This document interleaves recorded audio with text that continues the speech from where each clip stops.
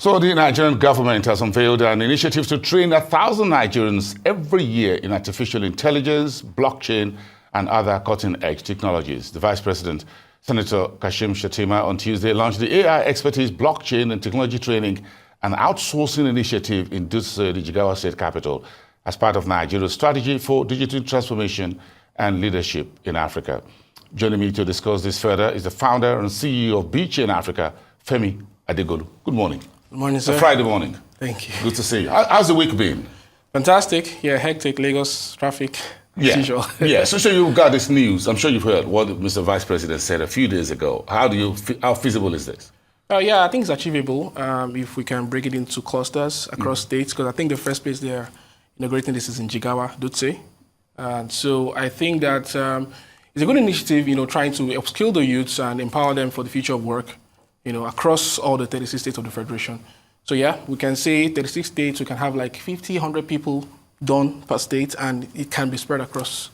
The government says it's the one who's going to do this. So does the government have what it takes to train 1,000 people? What's the mechanism? Yeah, the mechanism is just pretty simple. Being able to partner with the local private sector, the training centers like us, BChain Africa, we have a lot of other training centers too, where these trainings can be held and done, and there's going to be a huge impact. I feel like the government has a capacity to be able to fund this, trainings and get, because it's going to really so essentially the government doing the funding, but you folks doing the training. Yeah, we'll do the training, yes. I was wondering how the government will do that. Is the partnership announcement out yet as to, is the Ministry of Bosun Tijani going to spearhead this? Is that what you expect? I expect that. I also expect that the Office of the Vice President, Kashim Shettima, also monitor this, because there was one project done, the 3MTT training. We really didn't see the end of it. So when was that? That was around last year. But now this is actually a very good one. So now we can actually water it down and have it in clusters, partnering the blockchain hubs and blockchain companies that can train people. So it's going to be a public-private partnership. The government funding and the private sector doing the training, and even the government's workers too can also be part of these trainings too, because there are a lot of people who want to, utilize blockchain. 1,000 folks every year. What kind of equipment will need to be? What kind of structure would that need? Would it have to be in person, physically, like in an office like this? Yeah. But it can be done remotely. If you look at the north and other parts of the country, for example, Dutse, for example, do you need to build a new hub in terms of brick and mortar building to get this done, or they just put them in the form of an apprenticeship training with those of you already on ground? Well, it's going to be hybrid. A place like Lagos, where we have a lot of people who have access to internet and laptops, we can do the hybrid. But in places where in the north where they need to be hands-on, most of these places there, they are kind of like still new to this technology. I think Lagos, Abuja, a lot of people still have knowledge of this technology, at least at a very, very minimal level. So basically, those people in the north, they can have buildings being, constructed, and laptops and internet connection being available for them. So it's going to be like a hybrid thingy, because it's 1,000 people a year. So that means approximately that's about 35 people, 40 people per state. If we're going to do it by local government, we have 774 local governments. So let's say we have one person per local government to be trained. So per state, we can say it's going to be very much achievable, because the numbers are less and it is going to be more compact than when we say we're going to train 1 million people and it's not achievable. It can't be really, really managed properly. So technically, the federal government will pay you, for example, BChain, and say, look, train Bosun and maybe 1 or 2 other 3 people for XY amount. We don't know whether it's going to be. How long does it take to do a blockchain technology training on everything that Mr. President spoke about? It takes about 3 months, and depending on the kind of career path you want to go to. Let's say you want to be a blockchain developer, you want to have a career in blockchain, software, basically, transactions. Yeah, you want to be a smart contract developer or something. So these particular career path can take about 3 months, 6 months, or even a year, depending on how fast you can learn, because there's Solidity and there's Rust, there's other programming languages. But if you're a non-technical person, 3 months is actually easy for you to be able to come into this space. For us at BChain Africa, we can train people for 3 months, and you can become well knowledgeable about the practical solutions, how you can apply blockchain technology in real life, across real-world asset If you're taking someone like me from the basics, 101, whatever, it's got to be 3 months plus, right? Well, it's even virtual that we can actually, because you have your laptop, you have the internet. So as long as you have you can really utilize, simple applications on your device. Definitely, you'll be able to come across it, because apart from people who are building, solutions like developers and all that who write codes, there are people who don't write codes in the blockchain space. And I want to really clarify that it's open to everybody. You can be a project manager, you can be a designer, you can be a marketing person. You can also be someone who organizes communities.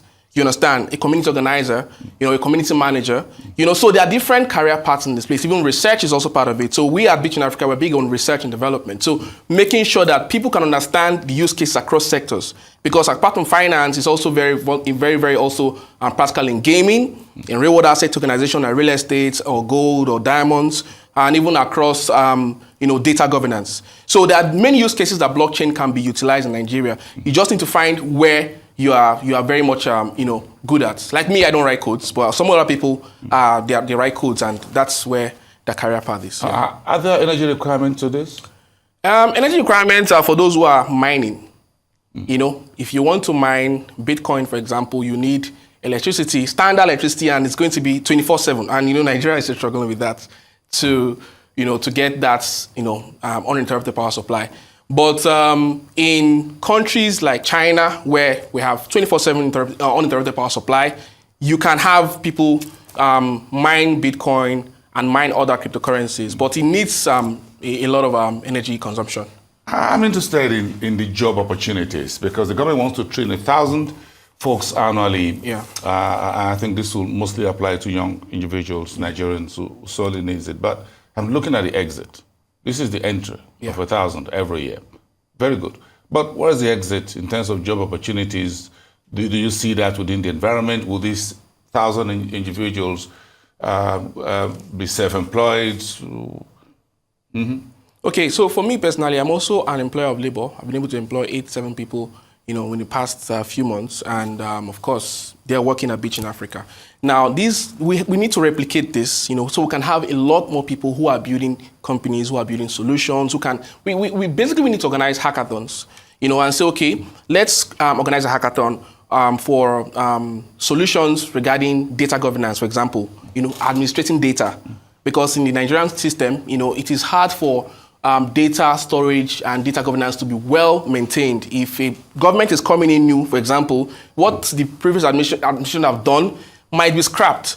So sometimes people manipulate these records for their own personal interest. But when it's on a blockchain, you can actually see and track those information that it's properly legit. In other words, you can use what the Vice President is talking about, blockchain, for the ministries and parastatals. Yeah, MDAs, governments, ministries, departments and agencies, How will it work? The government has to buy it off folks like yourself, those who they trained, or they're going to absorb them into governance and say, look, help us turn around the system from manual, whatever, and let us put it on it. That makes it the whole government operations transparent. Yeah, of course. So the government can own a stake, government can buy it up, the government can also, absorb them into the system, and that's also job creation. The government really did not create jobs. It's a private sector that creates jobs. But when these people are empowered, they can now become professionals and experts in that field, where they can, like I said, organizing a hackathon, and these 1,000 people who are trained can participate in the hackathon and build solutions. Maybe it's fintech-wise, in financial regulations or something, being able to help the banks and help the business owners being able to transact, freely.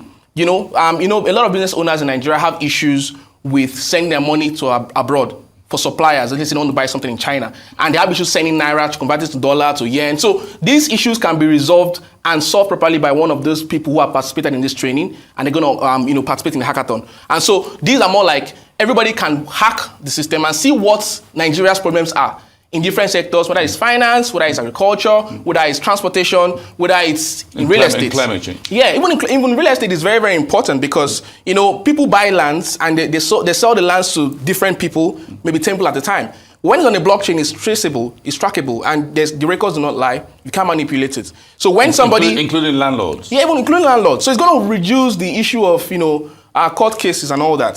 So, but we need to absorb the skills. Yeah. It's one thing to train these young people with government money or to taxpayers' money, but it's another thing for us to imbibe it. Well, this not, because blockchain technology is global in nature. Yeah. It's not domestic. Yeah. So you train these folks, what if they move on? That is where That's a risk. that is where the government needs to be much more thinking of the long-term gain. You know, when you empower young people in your country, you are not just, you know, empowering them for them to be able to be employed, but you're actually reducing crime. You understand? That's good news. So, yeah, when you empower people, you are reducing insecurity. Because one of the issues in Nigeria is the way there's kidnapping, there's stealing and all that, and all the social vices, because people are not busy doing something, you know, doing something really good. So when you have people employed by the government is also solving problems in other areas, you know, that they don't even think about. But it's across the entire value chain. If I get the skill, I just move out of the country because you've empowered me. I didn't move out of the country. I'm still in Nigeria. I earn in foreign currency. I didn't jackpot. You earn in foreign currency? Yeah. I'm sure you need to be, you're going to get a call from the central bank. No. What do you mean by no? No. You can't say no. Are you making FX? And we need the FX. Well? What is well? Well, you just have that in mind because you making money. But the handshake was for the fact that you boots on the ground here and you're contributing locally. And that's really appreciated. And all jokes aside, that's very interesting. Yeah. Again, when you find folks like whether it's 8 or 5 or 7 or 10 being employed, and if you folks can work with the government to resolve this will be a big game changer. How do we turn Jackpa's situation around? Because you are a bit more younger than myself. So I got a lot more white than you got blacks over there. So talk to me. Well, you see, some people are interested in not just making money, but having a very sane society. And what do you mean by sane? Yeah, where there are laws that are working, where there are policies that are favorable to business owners and also individuals. So we have an issue in Nigeria, which in terms of policies, regulation, implementation of laws, it's quite an issue. And for some people, they might make their money, you know, some people are forex traders, right? They also make money in dollars, right? They trade the entire financial markets, they make money in dollars. But they're looking at the situation of security. If I'm in Nigeria and I'm earning $1,000 a month, am I really secure? Can I drive peacefully at night? So people have different reasons why they want to move out of the country. You know, so it's a personal thing, but I think that when people are really empowered in a country and they are making money, they have financial freedom, they have access to social amenities, I think they're not going to think of Jackpa. I got it. Femi Adegolu, thank you so much. Thank you. Second handshake for coming on the show this morning. Thank you very much. Have a great weekend and well done.